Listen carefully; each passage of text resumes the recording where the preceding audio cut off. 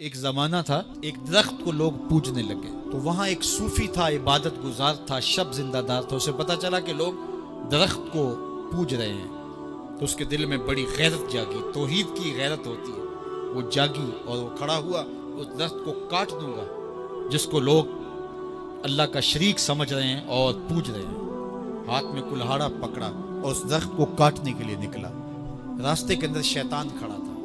उसने कहा मैं तो नहीं जाने दूंगा, और शैतान ने रास्ता रोका। उसने पटक के शैतान को जमीन पे मारा और उसकी छाती पे बैठ गया। शैतान बहुत मक्कार है और वो हर एक को एक तरीके से नहीं लूटता।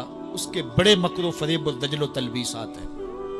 उसने दूसरा तरीका इख्तियार किया। उसने कहा जनाब आप इबादत गुजार हैं, तहज्जुद गुजार हैं, शब जिंदादार हैं, आप दरख्त को काटेंगे, लोग आपके मुखालिफ हो जाएंगे, फिर आपको उनके मुकाबले खड़ा होना पड़ेगा और सवेरे शाम लड़ाई ही लड़ाई, आपकी इबादतों के वक्त में खलल आएगा। तो आपने इनकी कब्र में थोड़ा जाना है, आपकी कब्र अपनी है, इनकी कब्र अपनी है, आप छोड़िए इनको। और साथ ही कहा कि जब आप मुसल्ला उठाया करेंगे तो नीचे से एक दिरहम मिल जाया करेगा आपको, तो आप उससे अपने खाने पीने का इंतजाम कर लिया करेंगे और आप फारिगुल बाल भी हो जाएंगे। इस तरह बातों में लगाया और वो ज़ाहद साहब वापस आ गए। नमाज पढ़ी, मुसल्ला उठाया, दिरहम मिला, बड़े खुश हुए और दलीलें तराशने लगे। वाकई मुझे क्या लगी, तुम्हें गैर से क्या, तुम अपनी निबेड़ो, तुम अपनी खबर में जाना है, जाए वो भाड़ में, मुझे क्या लगे, मुझे उनके बारे में क्या पूछा जाना है। नमाजें पढ़ता है, हर नमाज के बाद मुसल्ला उठाता है तो एक दिरहम मिलता है। काफी दिन गुजर गया, दिल भी आहिस्ता आहिस्ता मुर्दा हो गया। एक दिन मुसल्ला उठाया तो कोई दिरहम नहीं निकला। फिर दोबारा कुल्हाड़ा उठाया, उठा, रास्ते में फिर शैतान खड़ा था। कहा किधर जा रहे हो? कहा दरख्त को काटने जा रहा हूं। शैतान ने कहा मैं तो नहीं जाने दूंगा। उसको तजुर्बा था कि मैं इसको पटक के जमीन पे मारा था, ये मेरे से ताकतवर तो है ही नहीं।